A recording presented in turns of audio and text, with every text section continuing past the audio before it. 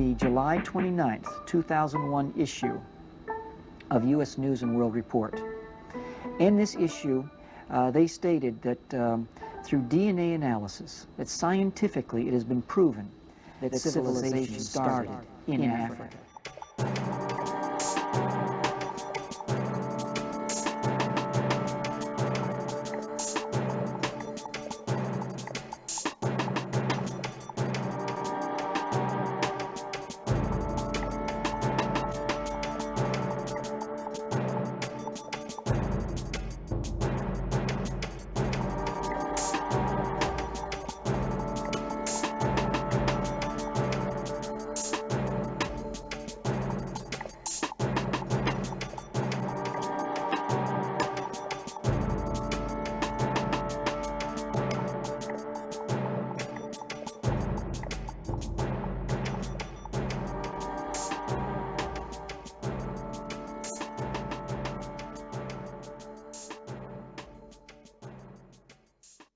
Martin Bernal's 1987 book Black Athena is a controversial scholarly work. Bernal discusses the perception of the ancient Greeks in relation to their neighbors, the ancient Egyptians and Phoenicians. He believes they colonized ancient Greece and proposes that a change in the perception of history took place in the 18th century by Western scholars who deny any significant African influence in the development of ancient Greece. You have to understand how history was actually codified up until this point. So when we understand how history has been codified, we then begin to see how words and themes and concepts, pictures, and the way that they put the puzzle of ancient history together. This can't be, man. What? You know what this is? What is it, Buddha? It's the Book of Life. Book of Life. In the beginning, when man arrived on earth. Interpretations that were based mostly in theology, as well as what we call pseudo-scholarship based on racism, pure, simple racism. The black gods did leave their spacecraft and they walked and they named the beasts of the sea and the animals of the land. Heavens. So when we speak of ancient history, we are dealing with a schizophrenic mindset. We're dealing with the ancient history, or the ancient model, and we're dealing with Aryan history, which is the Aryan model.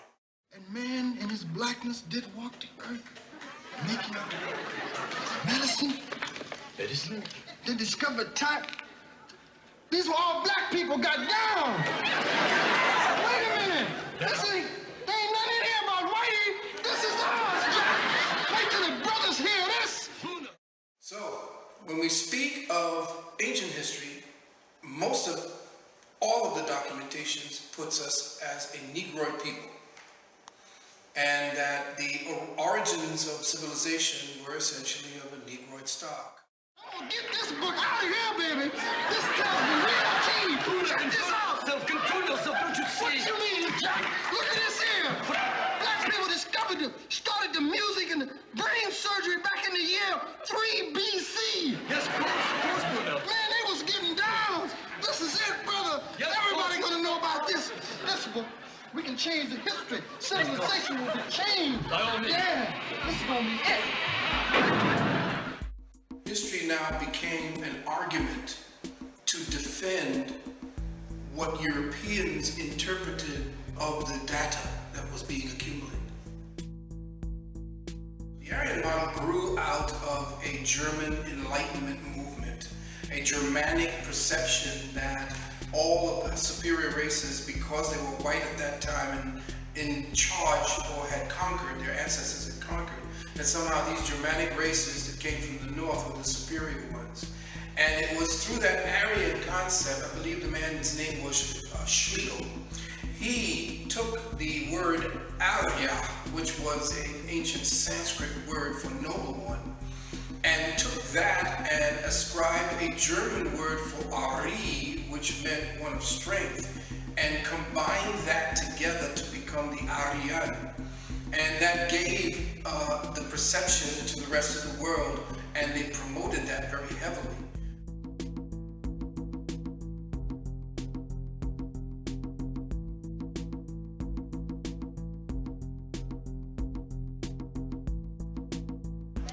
Hispanic or Latino because, I don't know, no point in lying or holding back. Doesn't really matter. I choose African American.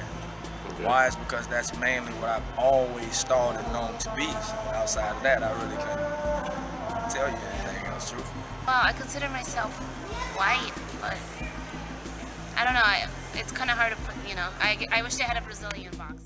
Usually I'll choose African American and white because I am black and white. Or sometimes then if I'm not able to choose both, I'll either choose black because, I don't know, I just feel like black is more dominant when it comes to my genes. Asian, because I feel like I fit best into Asian. I'm from the Middle East, so. Well, normally I will choose Asian because first I'm from China. Geographically, you will say China belongs to Asian part. Other, because I'm more than one race. If there's an option to put Hispanic, I mark that, and I've stopped marking white Hispanic because I don't identify myself as white. I consider myself Hispanic, and I also speak Spanish. Sometimes I don't know what to put down if there's no Hispanic because I don't know what I am.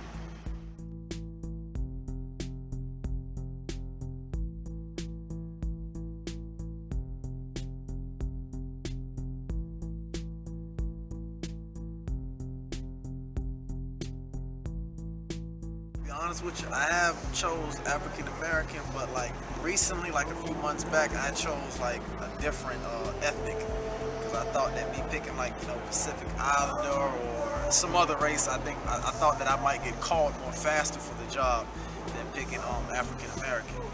African American because they never had the island category to choose from. Being Dominican, where we don't have the same delineations, pretty much everybody's mulatto, which is a mix of black, white, Indian. Normally I choose Asians, but I consider myself to be an original Indian, also known as Dravidian. White, because I think that's what I fit in with best. Black or African American, because I am black.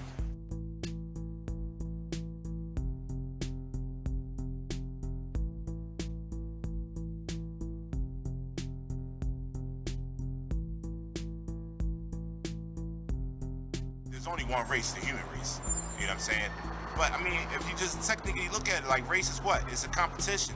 It's the whole reason why they got these categories. You know what I'm saying? They want my brother that's, he's born from the rich port, aka Puerto Rico. All right. So you got somebody that's from Puerto Rico or Dominican Republic or Jamaica or New York, and we all look alike one way or another, but they got us calling ourselves different, so we see difference amongst ourselves. Willie Lynch, divide and conquer, however you want to explain it.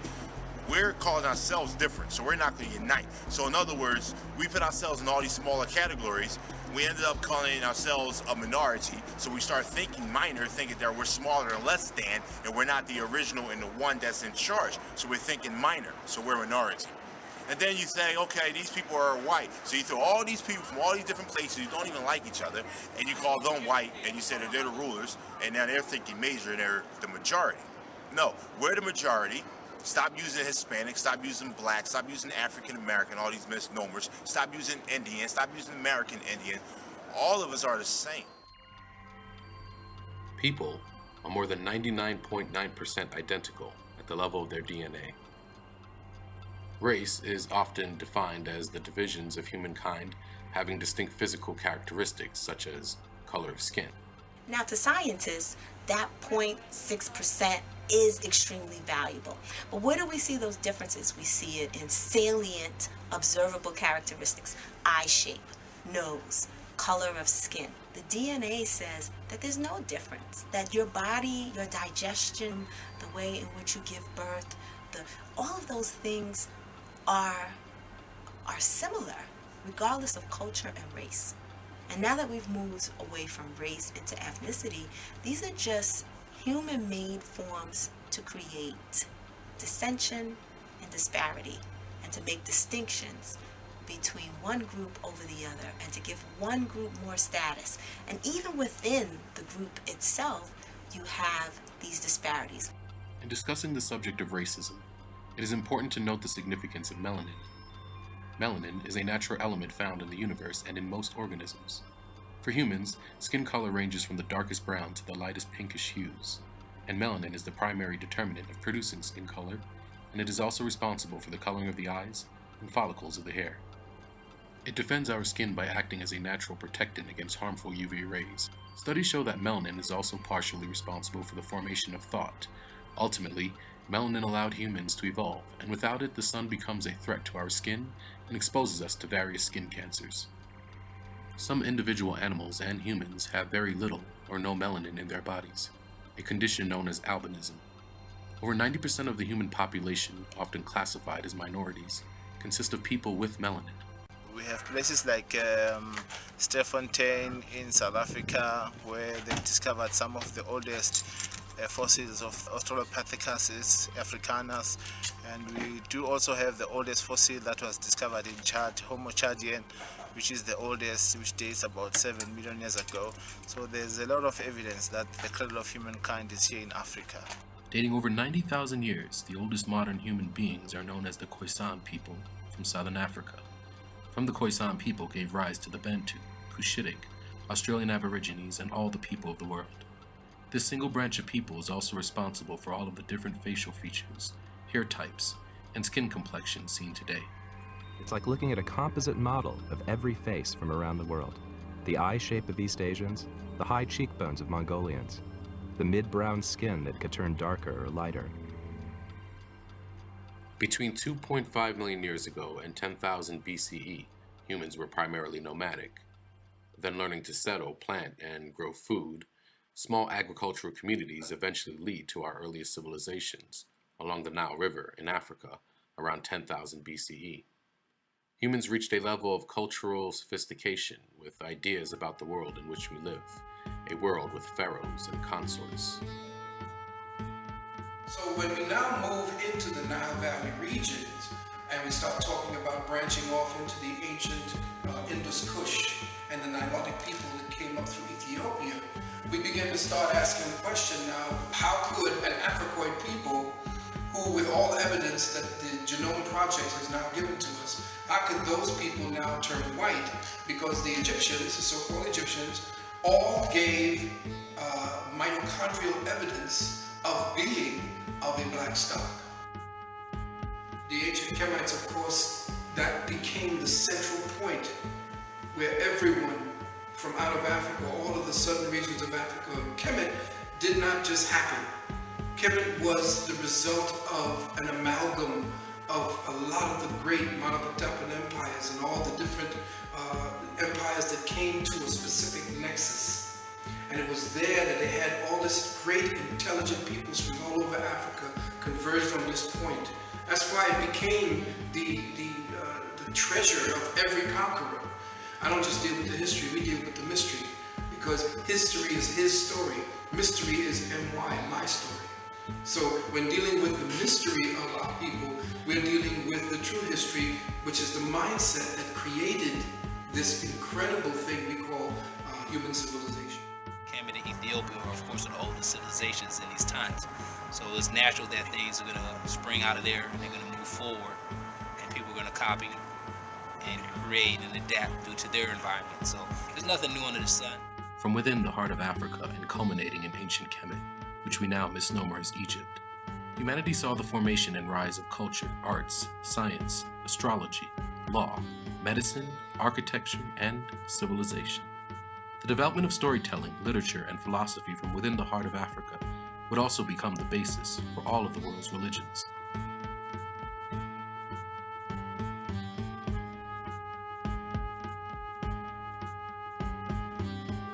So in saying who were the Sumerians, they were an African or a Nilotic peoples who came out of Kush or the southern parts and regions of Africa and migrated north, became a conglomeration because they were like tribal regions.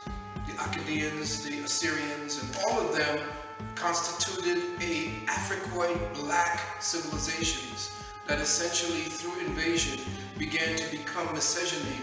And it's in the miscegenation process that when Europeans began codifying them, they began giving them these European features.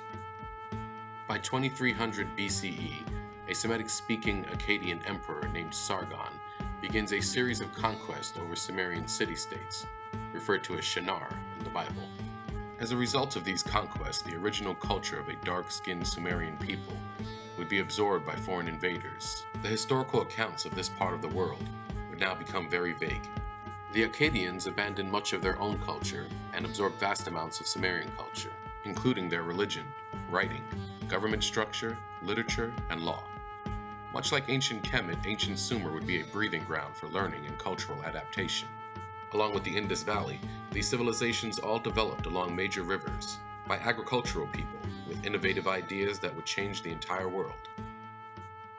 To the east, we find the cousins of the ancient Kushites, which are the Dravidians. And of course, they created these incredible cities that had running water, inside plumbing, bathhouses, great meeting halls, and they were the cities of Harappa, what do you call the Harappa Civilizations, and the Mohenjo-daro, and the Chanjadoro, Lothal, which was the ancient port where everyone came to do trading. This was a monstrous, I mean, all of the areas of India had these incredible cities. The Indian holy book, the Rig Veda, reveals that the Dasyus were one of the greatest enemies of the Vedic Aryans. The Dasyus were the original inhabitants of India, described as being noseless, dark-skinned, and repulsive by the invading Aryans.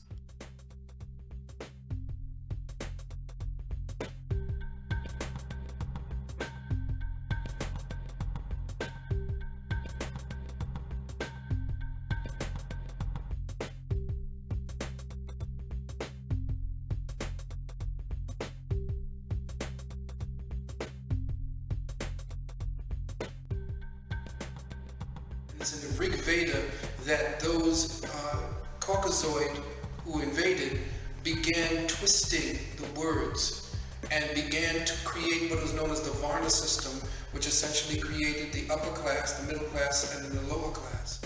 They had a three-tiered system in ancient India at that time, in Indus Valley. The kings and the queens were given, of course, the respect, but there were no slaves. So with that system that was in place, they took that over and regulated everyone to even below that class. And that Varna system created the system of the untouchables, which kicked out the original creators of the Indus Valley civilizations, and then took over what they did. Upon his return to Greece, they gathered around and asked the historian Herodotus, "Tell us about this great land of the blacks called Ethiopia." He said, "There are two great Ethiopian nations, one in India and the other in Egypt." Most people say that the Caucasoid invasion that came in from the north, the Turkish invasion that came into the north, that destroyed the Kushites, were essentially like those that destroyed the ancient Kemites, who were the Hyksos. The Hyksos, some people say, came in and invaded.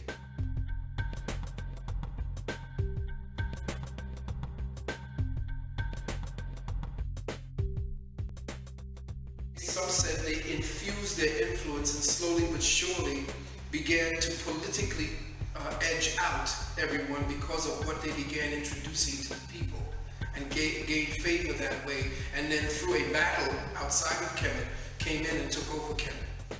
In the north, in southern Europe, the Indo-Europeans, who were herders of cattle and who were the domesticators of the horse and invented the war chariot, became people of tremendous military power.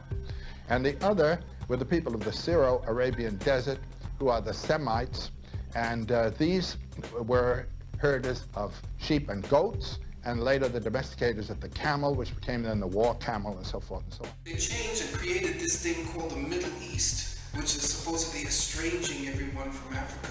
And then, because they found similarities in facial features like straightened noses, smaller lips in Eastern Africans around the Somalian areas, they began attributing the Eastern Africans as someone different from the rest of Africa, the Sudanian Africans. And so now we began to have these Mediterranean type races and then giving them legitimacy over our history. We find around the 6th millennium BC that the little settled communities begin to have walls. and the protection against these warrior people who were tough, fighting people and ruthless, whether they're Indo-European or Semites, the same story. So now you began to see that the eastern part, based upon all of what they found about the facial features, and that was the big thing back in those days. The noses were the big thing. Your nose had to be straight, and as soon as they saw a straight nose, even if it didn't even look Caucasoid, it had to be Caucasoid. And even if they saw small lips, not realizing that in areas like Kenya and in Nigeria, where you had at least 350 different facial types that matched every type around the planet, right there in Africa, they then now began to exclude and use their facial topography as the evidence of the fact that these ancient civilizations were created by them. Kemet destroyed itself, essentially. It became eroded from inside. And it's at its weakest point that we see the incursion of all these Europeans and different factions, Assyrians and so forth, coming in to take the throne of ancient Kemet, because ancient Kemet essentially was on its way down by the time it was discovered. In 525 BCE, the Persians conquered ancient Kemet. After a resurgence and intervals of independence for ancient Kemet, in 332 BCE, Alexander the Great conquers most of the ancient world. Reinventing itself after numerous foreign invasions, ancient Kemet is finally annexed by the Roman Empire in 30 BCE. It would be a few hundred years later, after the fall of the Roman Empire in 476 AD, that Europe would enter the Dark Ages until 1492. During this period, Black Moors from northern and western Africa occupy Spain and most of Europe.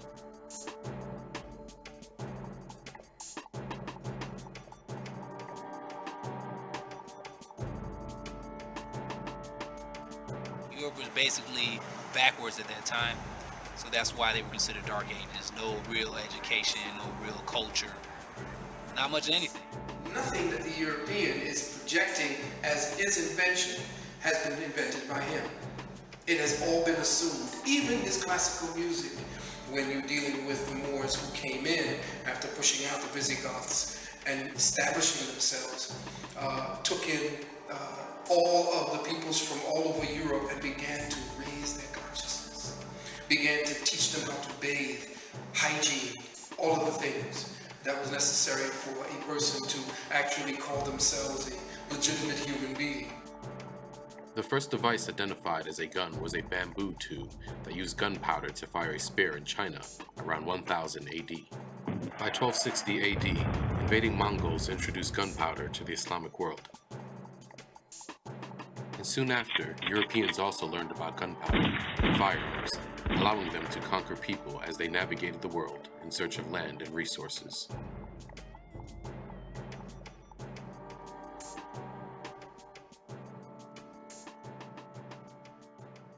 To the Macy's Thanksgiving Day parade this year, they didn't even have enough Indians in that shit. They had a bunch of pilgrims. When it came time for the Indians, they had 3 real Indians, and the rest was a bunch of Puerto Ricans with feathers in their hair.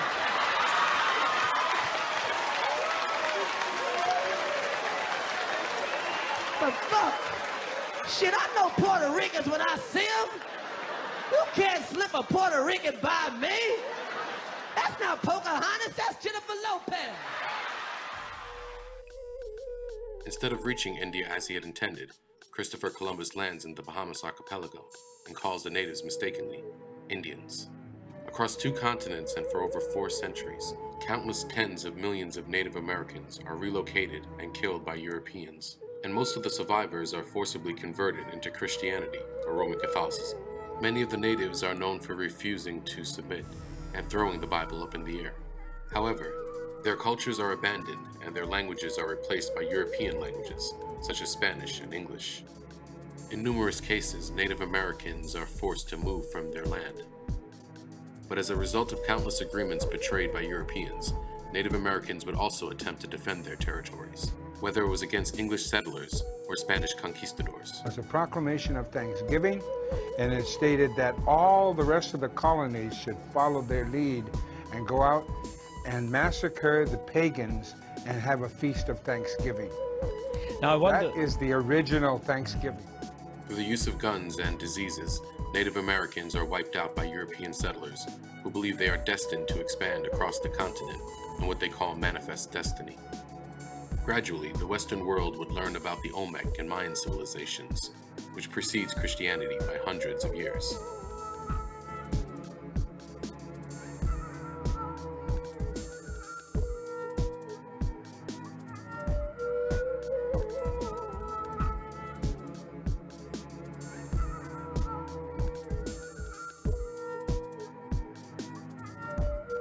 Upon discovery in the late 19th century, Jose Melgar y Serrano described a colossal Olmec head found in Mexico as having Ethiopian features. Many other discoveries and research have come to shed light on an early African presence in the Americas.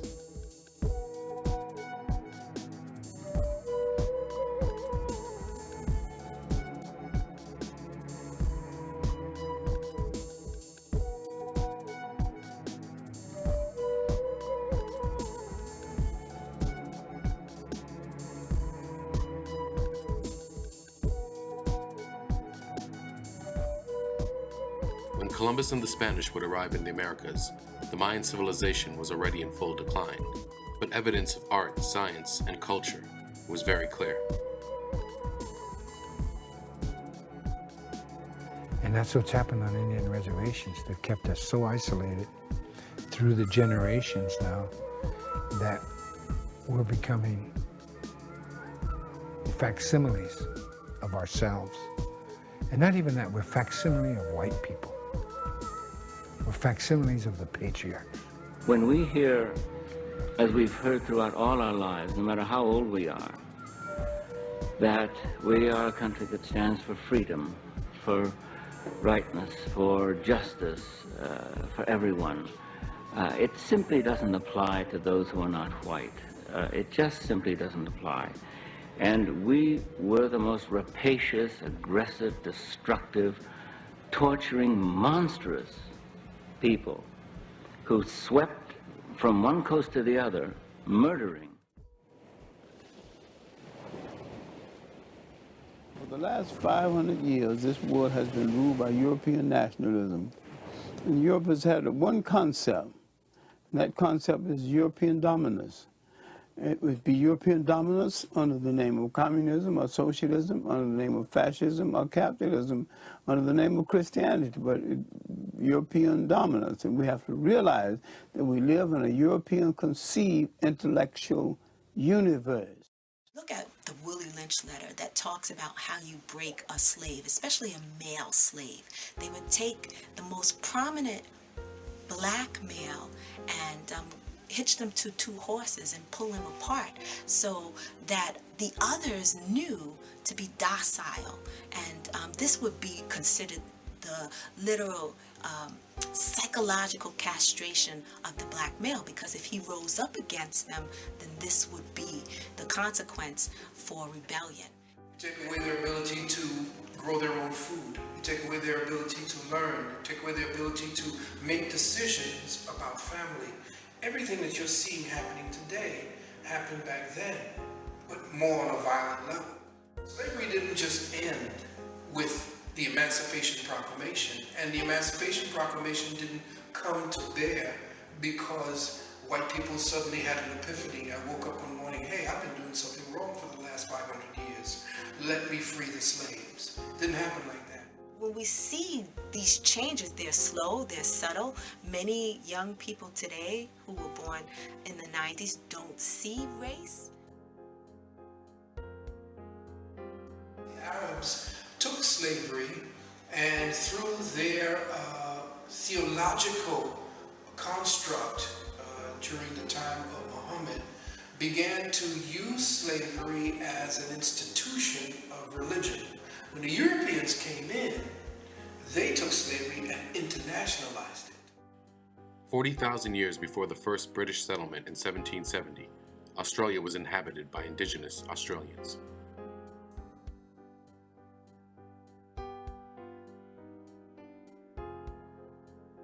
From 1909 to the mid-1970s, over 100,000 Aboriginal children from Australia, known as the Stolen Generation, are removed from their parents by Christian ministries in an attempt to Europeanize the nation. To the stolen generations, I say the following. As Prime Minister of Australia, I am sorry. On behalf of the Government of Australia, I am sorry. I also offer, on behalf of the opposition, my unconditional support. As one people, we are sorry. It never stops. Look at Palestine. The exact same methodology is being utilized there. The exact same methodology was used in Australia, in Canada, in Mexico, in the entire Western Hemisphere, and in Africa. In 1948, apartheid becomes official in South Africa. New legislation classified inhabitants into 4 racial groups, including natives, whites, coloreds, and Asians. Our policy is one which is called by an Afrikaans word, apartheid. By the time apartheid was here, it was not only hitting the black people, it was hitting the darker skin of the people. We're talking Indian community, colored community, and the blacks themselves. And I'm afraid that has been misunderstood so often. It could just as easily, and perhaps much better, be described as a policy of good neighborliness. The fact that somebody doesn't like another person just because they look different is the reason for racism. And I think we still have a long way to go in eradicating that type of racism. And you see it locally, and I think it's just a phenomenon also that is international. Accepting that there are differences between people. But while these differences exist, and you have to acknowledge them, at the same time, you can live together, aid one another, but that it can best be done when you act as good neighbors always do. We actually don't have a place where we as black people can find our cultures, where we come from originally. Where are we from? What happened during this century with black people and all of that, you know? You sort of like have some parts missing. We don't believe, for instance, in the so-called guarantees for minority rights, because guaranteeing minority rights implies the recognition of portions of the community on a race basis. We believe that in our country there shall be no minority, there shall be no majority, there shall just be people. On June 16, 1976, thousands of 13 to 16-year-old students from Soweto, South Africa, protest against being taught in European languages. Police would open fire, killing at least 618 of the students. After the bombing of Pearl Harbor during World War II, President Franklin D. Roosevelt orders over 117,000 people of Japanese descent, 2/3 of whom were native-born citizens of the United States, to be placed in war relocation camps. On Monday, August 6, 1945, at 8:15 a.m., the atomic bomb was dropped on Hiroshima by an American B-29 bomber, directly killing an estimated 80,000 people. It would be the only use of the atomic bomb in world history.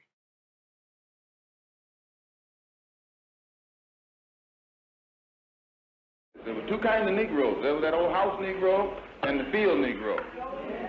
And the house Negro always looked out for his master. When the field Negroes got too much out of line, he held them back in check. Do you think there are things white people should feel guilty about? All white people should feel guilty about? Behaviors, white behaviors, yes. But I don't think you do those things because you're white. I think you do those things because you're ignorant. The house Negro could afford to do that because he lived better than the field Negro. He ate better, he dressed better, and he lived in a better house. He lived right up next to his master in the attic. So you're conditioned to do these things, Absolutely. to be racist? Absolutely. And it works. The conditioning is working, has worked for a very long time. And he loved his master more than his master loved himself. That's why he didn't want his master hurt. If the master got sick, he'd say, "What's the matter, boss? We sick?" Do you think all white people are racist? I think if you graduated from high school and you aren't a racist, you weren't listening. You should have gotten an F in social studies. He never wanted his master's property threatened. And he was more defensive of it than the master was. That was the house Negro. So that's a yes. All white people are racist. We are conditioned to the myth of white superiority from the moment of our, in fact, before birth. But then you had some field Negroes who lived in huts, had nothing to lose. They wore the worst kind of clothes, they ate the worst food, and they caught hell. They felt the sting of the lash. They hated their master. Oh, yes, they did. If the master got sick, they prayed that the master died. If the master's house caught a fire, they prayed for a strong wind to come along. This was the difference between the two. And today you still have house Negroes and field Negroes. Over the last 500 years, Africans and Native Americans have been involved in numerous escapes, revolutions, and organized movements, often working with each other in order to survive. If you go to South America, if you go to the Caribbean, if you go even into North Americas, these are just the people that refuse to be enslaved, okay? Because every man's right is to be free. So basically that's all the Maroons were. In Jamaica, they are still a small population. They're kind of dying out a little bit, the history. They even speak their own language there. It's really close to the West African languages that they speak in, like Nigeria and Ghana still, okay? So it's just the culture and the history of the people that didn't want to let it go. Between 1791 and 1804, led by leaders such as Toussaint Louverture, a slave revolt in the French colony of Saint-Domingue culminates in the elimination of Napoleon's troops and slavery, which leads to the founding of the Haitian Republic.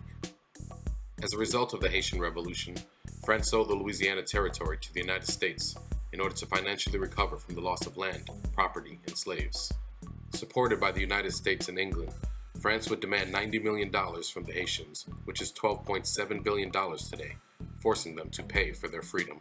However, being the first and only successful slave revolution in the history of the world, the Haitian Revolution was influential in numerous slave rebellions in the United States and British colonies. The Haitian people were basically a more of an organized revolution where they were fighting back against that. Versus the Maroons in Jamaica, those people were typically just saying, hey, you know what? We're not even fighting with you. We're just leaving this. We're not even part of this structure. If you want to do your thing, you do your thing, but we're natural free people. This is where we are and this is what we're going to do. Now, if you invade us, of course, we're going to take, action that's necessary. So that's why, the British didn't really mess with them. They couldn't even really defeat them. At some point, they actually had to come to a treaty with the Maroons. Do you think there's a color problem in this city? Not really. It's not the way it would be in, well, shall we say, Little Rock as we hear it from the States or maybe Upper Canada. Some people like colored people and others don't. That's the same as some colored people like white people and others don't. I think it's prejudice on both sides. Didn't grow in you because we're in a white country predominantly. And anything different is something different. In that sense, they do discriminate. Have you ever tried to go to a white barber? If you're happy with your Negro barbers, you don't need to go to a white barber. Well, but Negroes, not nigger. I'm sorry, I didn't mean to say nigger. I was saying Negro. If I was misunderstood, if I didn't come out clearly, I'm sorry. It's more subtle now. It's not as flagrant as it used to be in some areas, but it is still an issue, and I think it's just something that has to be cycled out. It's one of the biggest issues that people don't realize, that poverty, the criminal justice system, all of it sucks. It's all based on race, on minorities. I think when it is an issue, it's mostly because of how parents have taught their children, and they just go off of that instead of forming their own opinions. I feel like race is an issue mainly because of the prejudice we are born with and we inherit from our family and members of our social groups, the people we hang out with. For the past 200 years, slavery, discrimination, from segregation, everything. I just believe it's still alive to this day. I find myself making judgments about other people because I feel like a lot of people have a certain disposition about Americans or just people that live in America, even if they're not Americans, and they come here with that opinion and are just rude. For me, it never happened like people trying to be racist based on where you're from and based on your skin color. So yeah, I don't think it's a big problem. It is a huge issue, but we don't address it. It's called colorblind politics now. We don't want to talk about it. We say that, there is no racial issues going on, but it is. It's just, we call it by another name. There's tons of institutional racism going on. It's even evident in when you're growing up in schools, you see children like, oh, I won't play with the darker girl because, the lighter girl looks cuter. And this is within the black culture. So of course it's still a lie. Well, I mean, it's everywhere. It's going to be, even if it's not out loud, people are thinking things in their head. It's just subconsciously, you're going to differentiate yourself with other people, whether, it's in a bad or good way. It's still there. I definitely do think race is a big problem in this country. Even like, you know, job discriminations, everywhere you find it, it's a determining factor for, you know, many different things. Whether we like it or not, it exists.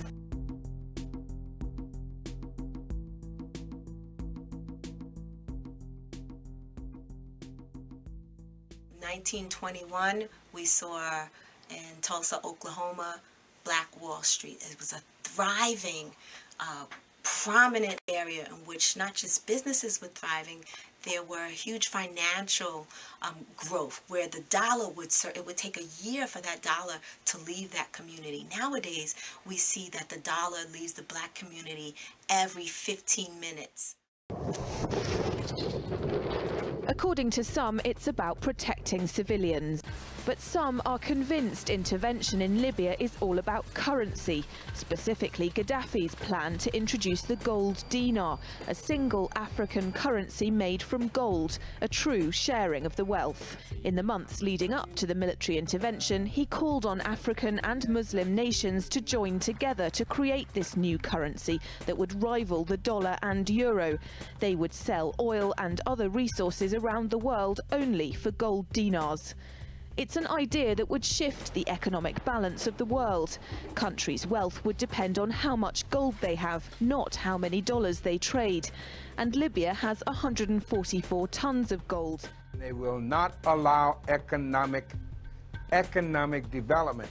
They'll allow a few casinos, and that makes you falsely rich, but your values aren't improved because you're still a beggar, because gambling is nothing more than legal theft. So when you're still refusing welfare, whether it's a pittance from the government or some wealth from alleged wealth from the casino, it makes no difference. It doesn't change your disposition as a human being. Black Wall Street came out of the necessity to use black businesses because we weren't allowed to use the white businesses. So we kept everything, our foods, we shopped at only black markets.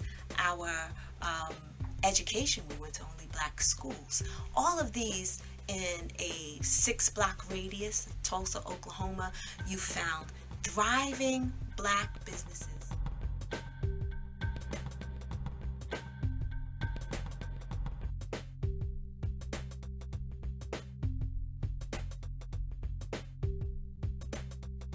It's uncovering these subtle aspects of racism. It's raising consciousness that we need to do, right?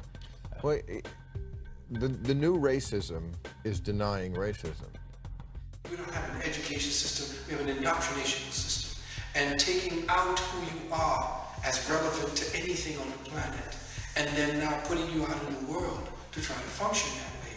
It doesn't work, can't work. So slavery goes from the most brutal systems of repression into the most sublime.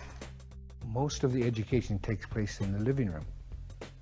The living room. English is the last language, and it's the least expressive, which it is, ascertained by linguists of the world. Then anything you translate in English is a half-truth, at best, at best. Somebody told a lie one day. They couched it in language. They made everything black, ugly, and evil. Look in your dictionary and see the synonyms of the word black.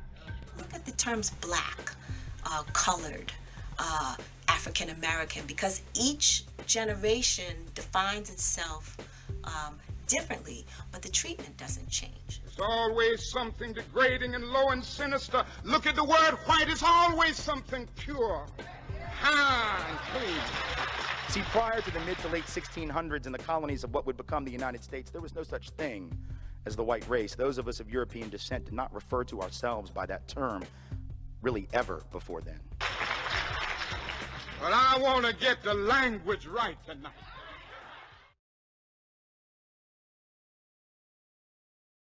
Actual origin is Netgar, N-E-T-G-R, from pharaohs, to denote the new pharaoh, and it was for prominence. For Hispanics, the word was to denote color, but then it started being associated with color of skin, and there was no derogatory association with the name itself. But what we now see is that as of slavery, it would begin to be used negatively and for a certain type of person.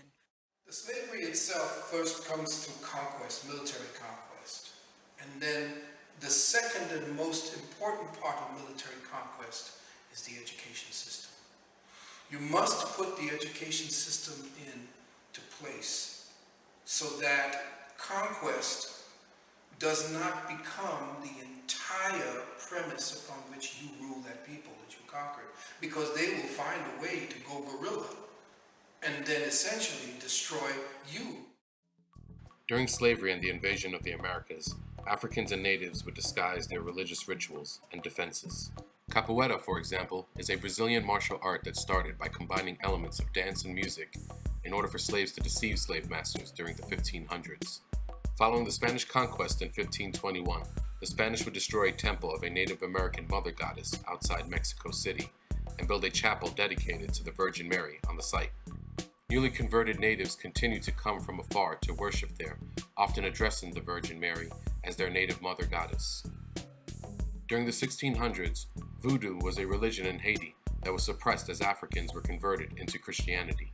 But many devout followers replaced images of African gods with European Christian saints in order to continue following their own religion.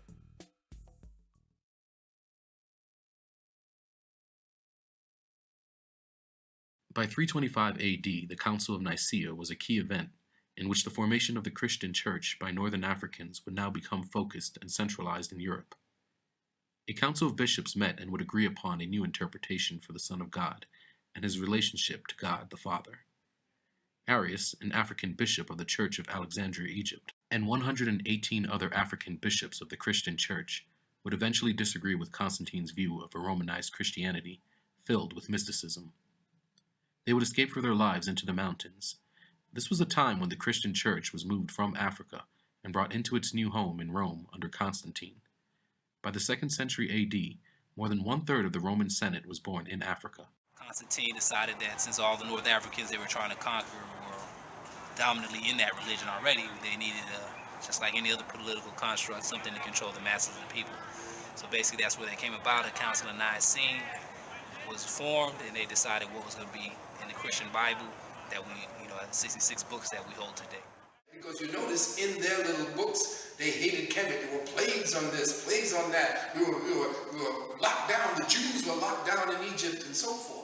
And we were brought out with Moses and the staff of life and all this other BS. Let me tell you something. The Red Sea was nothing but a big-ass puddle.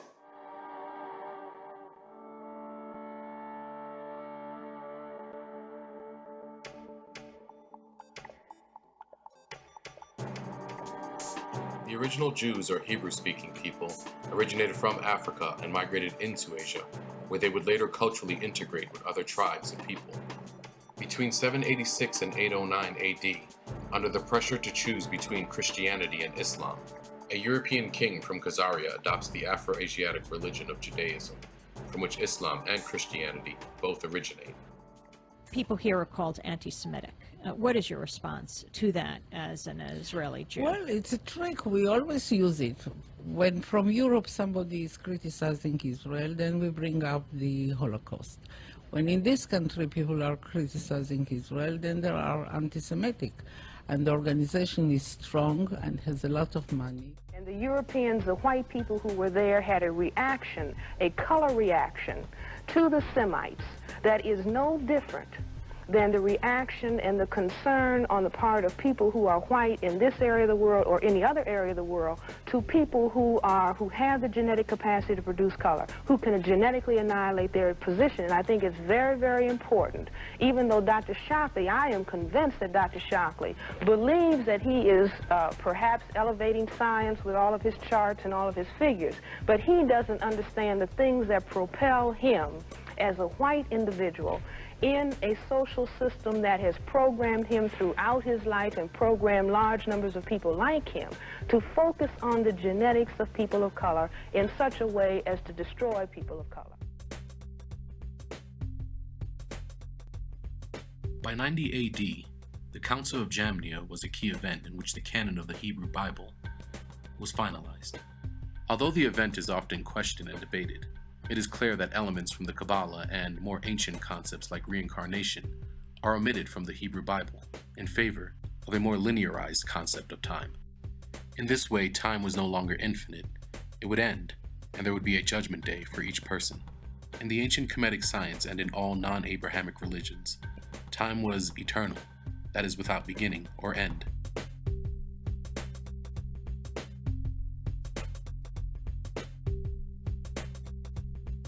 In Roman Latin, AD stands for Anno Domini, that is, the year of our Lord.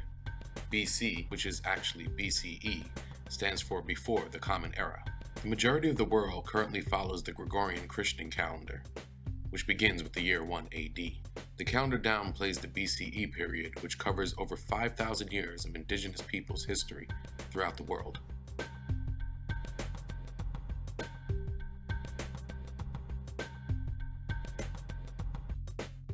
Tell somebody that their Quran was actually written for them so that the people would essentially have a construct around which to follow so that they can be more easily controlled? Can't tell them that. Because the myth of Islam is the greater selling point of Islam than the reality of Islam. Just like the myth of Christianity is the greater selling point than actually the truth about what Christianity is.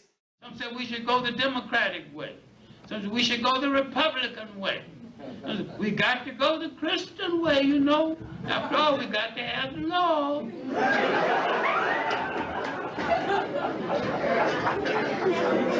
Somebody else has got to go the Islamic way. The idea is to go. We'll automatically give validity to Islam and Christianity because the basic foundation is sound, upon which it was built. The premise upon which that is built is sound. So you can dovetail and stick flowers any place you want. It's still going to look good and sound good because the basic premise of all the religions came from out of an African perspective. And that ancient perspective, that perspective of ancient melanated peoples, diversifying the forces of the universe into what they call gods, anthropomorphizing them into facial features and bodies because the highest creation is man. So what else would man, as the interpreter of God on this level, do except interpret those forces as his or herself?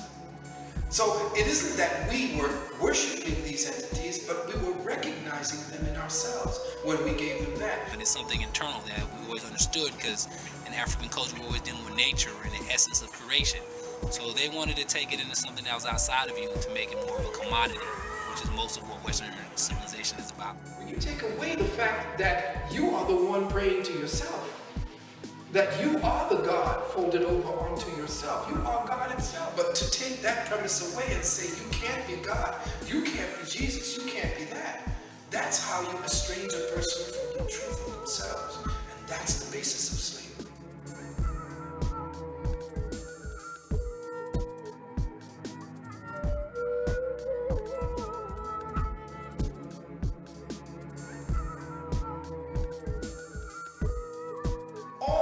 Religion is based in universal truths, elaborated with the context and constructs of some very devious people. Priesthood.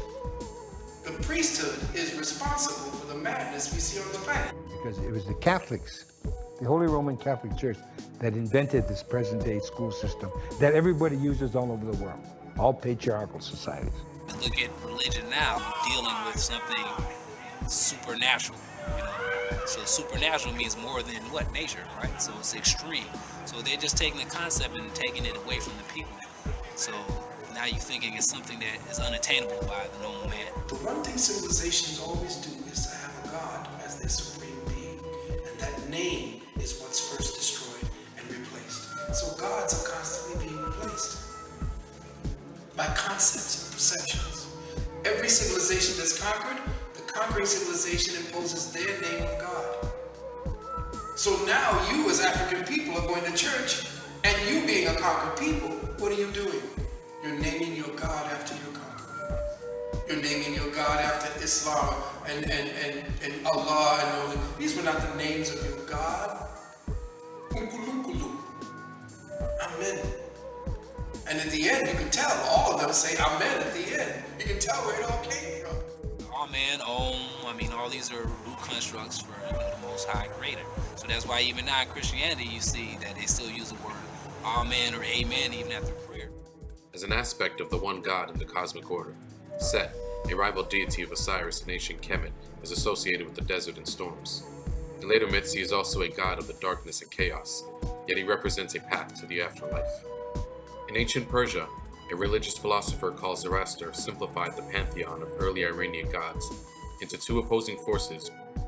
This led to the religion of Zoroastrianism, and the language found in the religion's holy book, the Avesta, is strikingly similar to that of the Aryan Sanskrit and the Holy Vedas from India. The indigenous Hindu god Shiva from the Indus Valley civilization is one of many deities.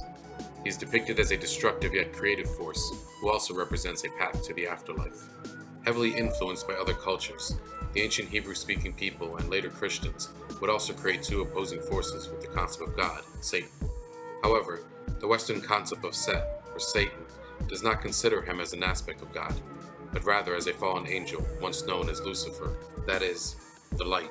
Sometimes you may be your own Satan, you may be your own devil. So they overstood these things, but these things were taken once again into some type of commodity. So you come to me, maybe I'll save you from this. Pay me enough money, I can show you the way to get to Savior.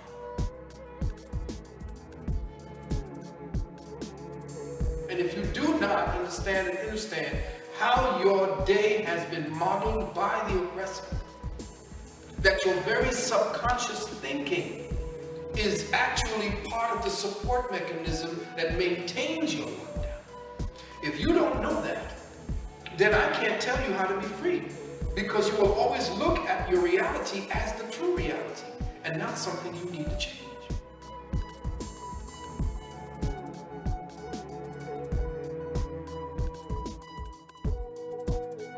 Consciousness of our people, knowing the basic constructs that brought them here as slaves, and we are now adopting their names and we're acting out their gods, and we're not going to do that anymore. There has to be a putting aside of all of that and coming back to the fundamental basis of who we are and what we are and how we became who we are. That history is already being revealed.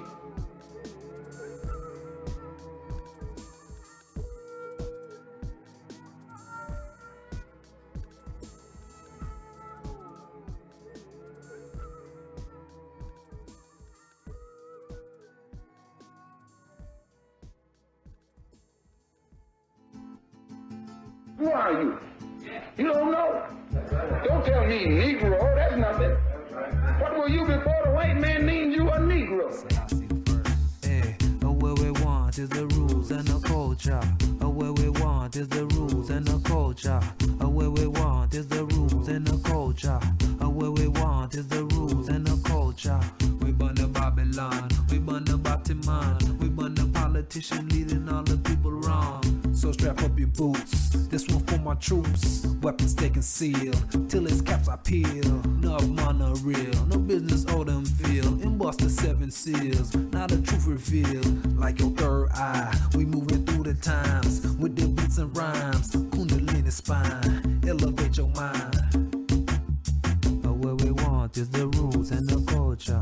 What we want is the rules and the culture. What we want is the rules and the culture. What we want is the rules and the culture. What we want. I must tell the crew, black everything, the black truth. This is my story now, this is the fat kid. I take you back to the days of the pyramids. This ain't no ghost town, man, this is culture. And these are black things that might assault ya. And this is knowledge, bruh, now this is wisdom. And these are all black things from my kingdom. This is my black wife and my black child. And this is black soil that comes from the river now. This is the black king from the other side. Olmec, South American or worldwide. And all the people and all the children. And in Australia, they disappearing.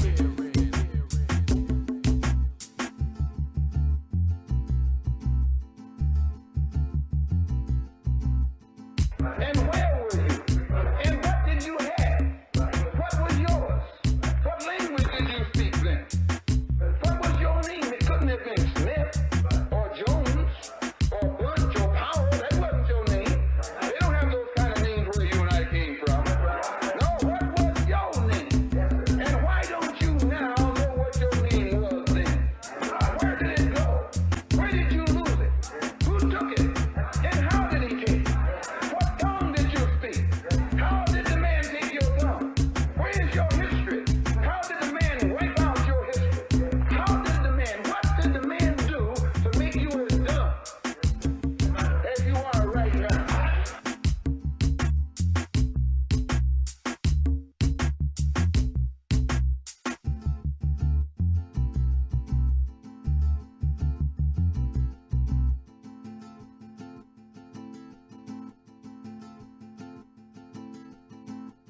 filthy.